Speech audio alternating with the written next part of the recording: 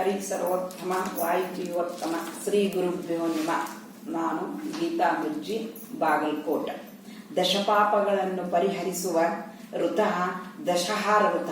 ಇದರ ಬಗ್ಗೆ 2 ನುಡಿಗಳನ್ನು ಹೇಳುತ್ತೇನೆ. ನಮ್ಮ ಭರತ ಭೂಮಿ ಪುಣ್ಯನಾಡು.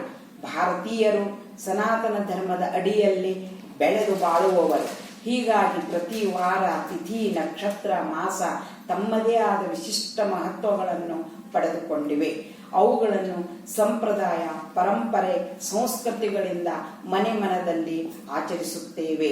ಜೀವನದ ಬದುಕಿನ ಸಾಧನೆಗೆ ಇವೆಲ್ಲವುಗಳಿಂದ ನಾವು ಮುಕ್ತಿ ಮಾರ್ಗವನ್ನು ತೋರಿಸುತ್ತೇವೆ. ಮಾಸಗಳಲ್ಲಿ ಜ್ಯೇಷ್ಠ ಮಾಸವು ಅತ್ಯಂತ ಶ್ರೇಷ್ಠ ಮಾಸವಾಗಿದೆ ಎಂದು ಸ್ಕಂದ ಪುರಾಣದಲ್ಲಿ ಸವಿಸ್ತಾರವಾಗಿ ತಿಳಿಸಿದ್ದಾರೆ.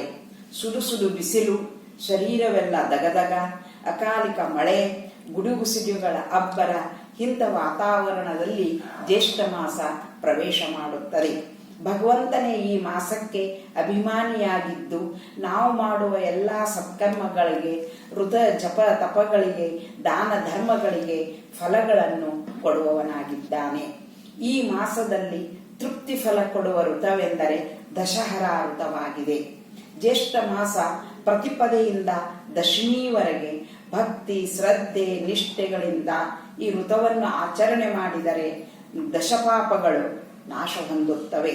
ದಶಮಿ ದಿನ ಭಗವಂತನ ಪಾದದ ಅಂಗುಷ್ಟದಿಂದ ಗಂಗೆ ಭೂಮಿಗೆ ಬಂದು ಪಾವನಿಯಾಗಿದ್ದಾಳೆ.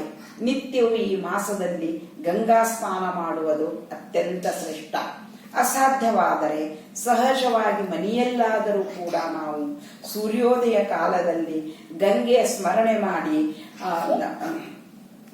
ಮನೆಯಲ್ಲಿದ್ದ ನೀರಕ್ಕೆ ಗಂಗಾ ಸ್ನಾನ ಎಂದು ಜಪವನ್ನು ಮಾಡುತ್ತಾ ನಾವು ಸ್ನಾನ ಮಾಡಿ ದೇವರ ಪೂಜೆ, ಪಾರಾಯಣವಾದರೂ ಮಾಡಿದರೂ ನಮಗೆ ಫಲ ಸಿಗುತ್ತದೆ. ದಶಮಿ ದಿನ ಗಂಗಾ ನದಿಯಿಂದ ತಂದ ಗಂಗೆಯನ್ನು ಮಣಿಯ ಮೇಲಿಟ್ಟು ಅಲಂಕಾರದೊಂದಿಗೆ ಶುಚಿಯಿಂದ ಪೂಜೆ ಮಾಡಬೇಕು. ಅದರೊಂದಿಗೆ ಸುತ್ತಲೂ 10 ಅಡಿಕೆ ಬೆಟ್ಟಗಳನ್ನಿಟ್ಟು ಕ್ರಮವಾಗಿ ಭಗವಂತ, ಬ್ರಹ್ಮ, ಮಹೇಶ, ಸೂರ್ಯ, ಭಗೀರಥ, ಹಿಮವಂತ, ಸ್ಕಂದ, ಗಣಪತಿ, ಚಂಡಿ, ಸೋಮ ಹೀಗೆ ಮುಂತಾದ ನಾಮಗಳಿಂದ ಆ ಅಡಿಕೆ ಬೆಟ್ಟಗಳನ್ನು ಪ್ರತಿಷ್ಠೆ ಮಾಡಿ ಅಲಂಕಾರದೊಂದಿಗೆ ಪೂಜೆ ಮಾಡಬೇಕು. ಆ ವೇಳೆಯಲ್ಲಿ ಮಾವಿನ ಹಣ್ಣುಗಳು ಸಿಗುವುದರಿಂದ ಈ ಮಾವಿನ ಹಣ್ಣುಗಳನ್ನೇ 10 ಇಟ್ಟು ಅವರಿಗೆಲ್ಲ ಪ್ರತ್ಯೇಕವಾಗಿ ನೈವೇದ್ಯ ತೋರಿಸಬೇಕು. ನಂತರ ಈ 10 ಹಣ್ಣುಗಳನ್ನು ಸತ್ಪಾತ್ರರಿಗೆ ವಿಳೆದೆಲೆ, ಅಡಿಕೆ, ದಕ್ಷಿಣೆಯೊಂದಿಗೆ ದಾನ ಮಾಡುತ್ತಾ ಭಗವಂತ, ನಾ ಮಾಡಿರತಕ್ಕಂಥ ನಿತ್ಯ ಪಾಪಗಳನ್ನೆಲ್ಲ ಕಳೆಯಬೇಕೆಂದು ಪ್ರಾರ್ಥನೆ ಮಾಡಿಕೊಳ್ಳಬೇಕು.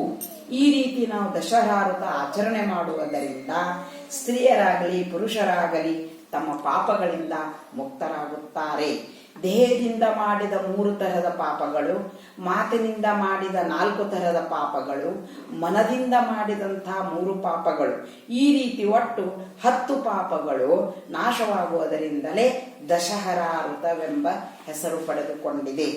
ಈ ಮಾಸದಲ್ಲಿ ಬಡವರಿಗೆ ನಾವು ಛತ್ತರಿ, ಚಪ್ಪಲಿ, ನೀರು, ಮೊಸರು ಅನ್ನ ಶುದ್ಧ ಮನಸ್ಸಿನಿಂದ ದಾನ ಮಾಡಬೇಕು.